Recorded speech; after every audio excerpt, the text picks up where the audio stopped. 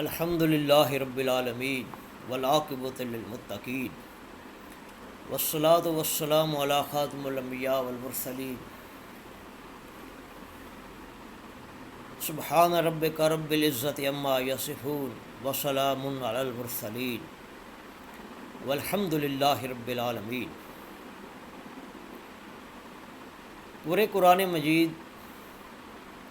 کو آپ غور سے دیکھیں، غور سے پڑھیں تو پورے قرآن مجید کے اندر آپ کو تین بڑے عنوانات، تین بڑے شعبے، تین بڑے مسائل آپ کو ملیں گے۔ سب سے پہلے آپ کو پورے قرآن میں توحید کا درس ملے گا کہ اللہ تعالیٰ ایک ہے، اس کا کوئی شریک نہیں ہے، وہ معبود برحق ہے، وہ حاجت روا ہے اور مشکل کشا ہے، اور اس ایک رب تعالیٰ کو پکارنا، اس سے مدد مانگنا، یہ حق ہے۔ لہو دعوت الحق۔ انسان یہ شعور رکھتا ہے، وہ اپنے دائیں بائیں، اوپر نیچے،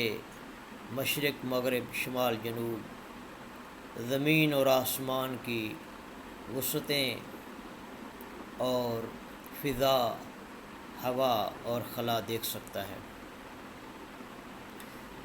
زمین پر میخوں کی طرح گاڑے ہوئے پہاڑوں کو دیکھ سکتا ہے، جمادات، نباتات اور حیوانات کو دیکھ سکتا ہے، شجر کو دیکھ سکتا ہے، ثمر کو دیکھ سکتا ہے، اور بدلتے ہوئے موسموں کو اور شب و روز کے ایک کے بعد دوسرے کو آنے کو دیکھ سکتا ہے۔ سورج، چاند اور ستارے اور یہ بہت بڑی کائنات اور کہکشاں، ملکی وے، اس کے بعد اینڈرومیڈا اور بے شمار کہکشائیں جن کے اندر کروڑوں، لاکھوں، اربوں ستارے ہیں، اور ایک میزان کو اللہ نے اس پوری کائنات کے اندر ایک کشش کا نظام، ایک میزان قائم کیا ہے، کاسمک بیلنس جسے کہا جاتا ہے، جس کا ذکر سورہ الرحمن میں موجود ہے۔ اور یہ اتنا بڑا میزان اللہ نے قائم کیا، اتنا بڑا بیلنس اس پوری کائنات کے اندر اللہ نے قائم کیا کہ کوئی ایک ستارہ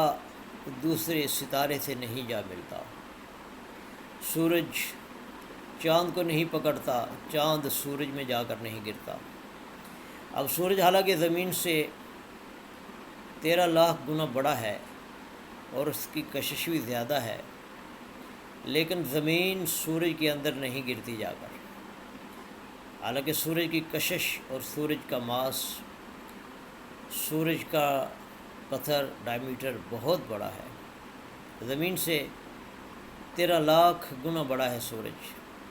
لیکن ایک خاص کشش کے قانون کے تحت اللہ تعالیٰ نے ان کے اندر ایک بیلنس رکھا ہے کہ زمین سورج کو نہیں پکڑتی، یعنی سورج کے اندر زمین نہیں گر سکتی۔ یہ اللہ تعالیٰ کا ایک بنایا ہوا ایک نظام ہے، نظام کائنات، کارخانہ قدرت۔ اب یہاں سوال یہ پیدا ہوتا ہے کہ جو لوگ اللہ تعالیٰ کو چھوڑ کر غیر اللہ کو پکارتے ہیں،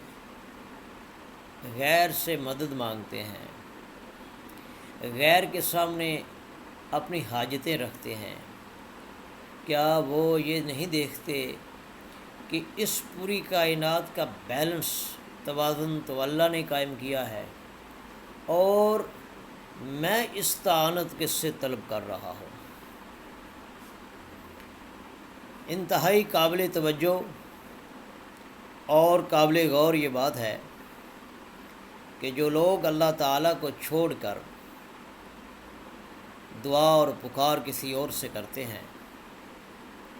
یا درمیان میں بہت زیادہ واسطے اور وسیلے ڈال دیتے ہیں، اور ان کا کہنا یہ ہوتا ہے کہ اگر ایک چھت پر بھی چڑھنا ہے تو اس کے لیے سیڑھی درکار ہے، یا اگر ایک ڈپٹی کمشنر کو ملنا ہے تو اس کے لیے چھوٹے افسروں کو پہلے ملنا پڑے گا۔ یہ ساری مثالیں ہیں مخلوق کی۔ خالق کے لیے آپ یہ مثال نہیں دے سکتے، کیونکہ وہ خود کہتا ہے سورہ کاف کے اندر کہ میں تیری جو شہرگ ہے اس سے بھی تیرے قریب ہوں، وَنَحْنُ أَقْرَبُ إِلَيْهِ مِنْ حَبْلِ الْوَرِيدِ، جو ہماری اس جوگلر وین، اس شہرگ سے بھی زیادہ قریب ہو، اس کے لیے کون سی سیڑھی آپ لگاؤ گے؟ اس کے لیے کون سا ذریعہ آپ تلاش کرو گے؟ وسیلہ اور ذریعہ اگر تلاش کرنا ہے تو وہ ایک ہی ہے، وہ کتاب اللہ اور سنت رسول اللہ کا ذریعہ اور وسیلہ ہے صلی اللہ علیہ وسلم۔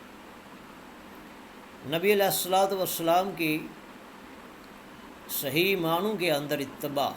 اطاعت، یہ سب سے بڑا وسیلہ ہے، یہ سب سے بڑا ذریعہ ہے، کیونکہ فرمایا کہ تم اللہ کی اور اس کے رسول کی اطاعت کرو۔ اللہ اور اللہ کے رسول کی اطاعت کا ہمیں حکم ہے، کتاب اللہ اور سنت رسول اللہ صلی اللہ تعالی علیہ وآلہ وسلم۔ خطبہ حجت الوداع کے موقع پر بھی آپ نے یہی ارشاد فرمایا تھا کہ میں دو چیزیں تم میں چھوڑ کر جا رہا ہوں، اللہ کی کتاب اور میری سنت۔ اگر تم ان دو چیزوں کو مضبوطی سے تھامے رہو گے، پکڑے رہو گے، تو تم کبھی گمراہ نہیں ہوگے۔ اگر ہم اللہ کی کتاب اور جناب محمد رسول اللہ صلی اللہ تعالی علیہ وسلم کی صحیح احادیث کو، سنت کو چھوڑ کر اگر حکایات پر غور کریں گے، قصوں اور کہانیوں پر دار و مدار کر لیں گے، یا کئی علماء کی یا صوفیاء کی کتابوں پر اگر انحصار کریں گے، تو پھر یہاں ہم غلطی کریں گے، بہت بڑی غلطی کریں گے، کیونکہ اللہ کی کتاب کے سامنے کسی کتاب کی کوئی حیثیت نہیں ہے، کیونکہ کائنات کا جو رب ہے وہ کائنات کے راز سے واقف ہے، اور جو ہمارا خالق ہے وہ ہم سے واقف ہے، کیونکہ اللہ تعالیٰ سورہ ملک میں فرماتا ہے الا یعلم من خلق وهو اللطیف الخبیر، کیا جس نے پیدا کیا وہ نہیں جانتا؟ وہ تو لطیف خبیر ہے، باریک سے باریک چیزوں کو جاننے والا ہے، اور ہر چھپی اور ظاہر چیز کو وہ جانتا ہے۔ ہمارے حال سے وہ واقف ہے، ہمارے ماضی سے وہ واقف ہے، ہمارے مستقبل سے وہ واقف ہے۔ تو یہ ایک ذات ہے پوری کائنات کے اندر جو ایٹ اے ٹائم ہماری مالک بھی ہے، وہ ذات باری تعالیٰ ہمارا رب بھی ہے، ہمارا رازق بھی ہے، ہمارا مالک بھی ہے، اور ہمارا خالق بھی ہے۔ خالق حقیقی، مالک حقیقی، رازق حقیقی اور رب حقیقی وہ اللہ تعالیٰ کی ذات ہے۔ تو جو آپ سے میں بات کر رہا ہوں وہ یہ ہے کہ اللہ تعالیٰ کی عبادت کو خالص کیا جائے، اس کے اندر کسی قسم کی شرک کی ملاوٹ نہ ہو، کوئی واسطہ اور ذریعہ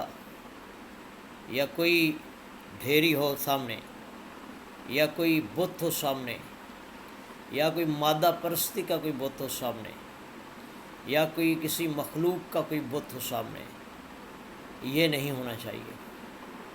کیونکہ اللہ تعالیٰ نے فرمایا ہے کہ مجھے بلاؤ، مجھے پکارو، مجھ سے مانگو، مجھ سے دعا کرو۔ قرآن مجید کا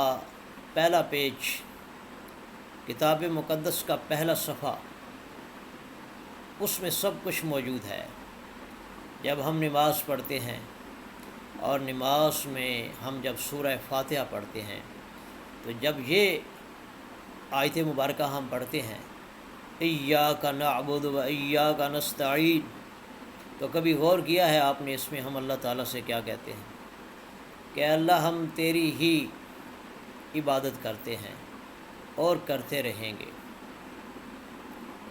اور اے اللہ ہم تجھ ہی سے مدد مانگتے ہیں اور مانگتے رہیں گے۔ اب قرآن مجید کے پہلے صفحہ پر ہم نے پڑھ لیا کہ عبادت کس کی کرنی ہے؟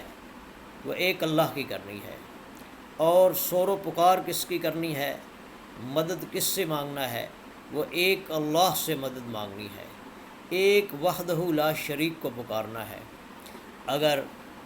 عبادت اللہ کی لیکن پکارا کسی اور ذات کو، تو یہ ملاوٹ ہوگی۔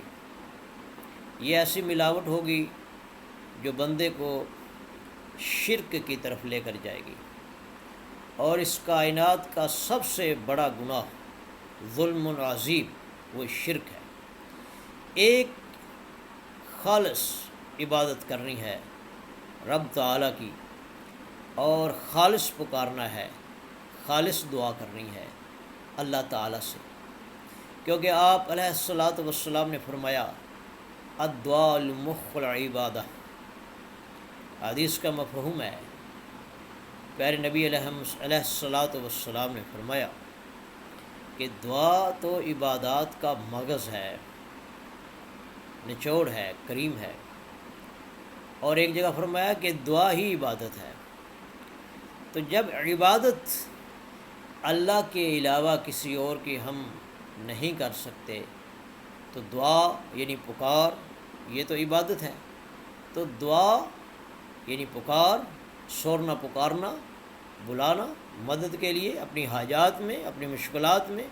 وہ ایک اللہ کو پکارنا یہ حق ہے، کیونکہ فرمایا لہو دعوت الحق، ایک اللہ کو پکارنا یہ حق ہے۔ تو میری آپ سے یہی گزارش ہے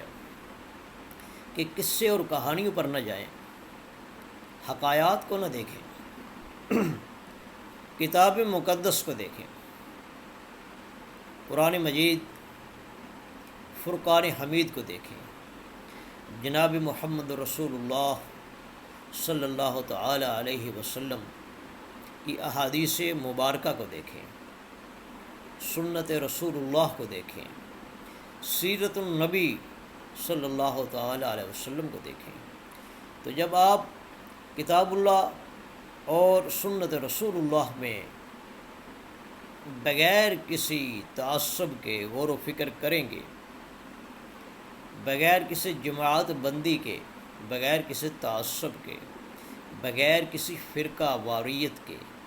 جب کتاب اللہ اور سنت رسول اللہ کے اندر آپ غور کریں گے صلی اللہ علیہ وسلم، تو آپ ایک صحیح نتیجہ پر پہنچیں گے۔ اگر آپ نے تعصب کی اینک کو، تعصب کے گلاسز کو اتار دیا، اور بغیر کسی حیل و حجت کے، بغیر کسی ضد کے، بغیر کسی ہٹ دھرمی اور تعصب کے، بغیر کسی فرقہ واریت کے، اگر آپ قرآن مجید فرقان حمید کو دیکھیں گے، پڑھیں گے، سمجھیں گے، تو یہ میں بڑے یقین کے ساتھ، دعویٰ کے ساتھ یہ کہہ سکتا ہوں کہ آپ حقائق کو جان جائیں گے، آپ کی رسائی حقیقت تک ہوگی، آپ کی جستجو کا رزلٹ کا نتیجہ وہ حق ہوگا، کیونکہ اللہ کی کتاب، کتاب اللہ، اور جناب محمد رسول اللہ صلی اللہ تعالی علیہ وسلم کی احادیث مبارکہ، سنت رسول اللہ، وہ حق ہے، وہ حق ہے، اس میں کوئی شک نہیں۔ فرمایا یہ وہ کتاب ہے جس میں کوئی شک نہیں، کیونکہ اس کا نازل کرنے والا وہ رب تعالی ہے جو اس پوری کائنات کا رب ہے۔ تو آخر میں آپ سے یہ گزارش کروں گا کہ قرآن مجید کو غور سے پڑھیں، احادیث مبارکہ کا غور سے مطالعہ کریں، اور قصے اور کہانیاں اور علماء یا صوفیاء کی کتابوں کا مطالعہ اگر آپ کرنا چاہتے ہیں تو وہ ٹھیک ہے، بعد میں کریں، لیکن سب سے جو مقدم چیز ہے ہمارے لیے وہ کتاب اللہ اور سنت رسول اللہ ہے صلی اللہ تعالی علیہ وسلم، کیونکہ جو کچھ اللہ نے اپنے قرآن مجید میں فرمایا ہے وہ حق ہے، اور جو جناب محمد رسول اللہ نے فرمایا ہے وہ حق ہے صلی اللہ علیہ وسلم۔ استغفر اللہ لی ولکم ولسائر المسلمین والمسلمات۔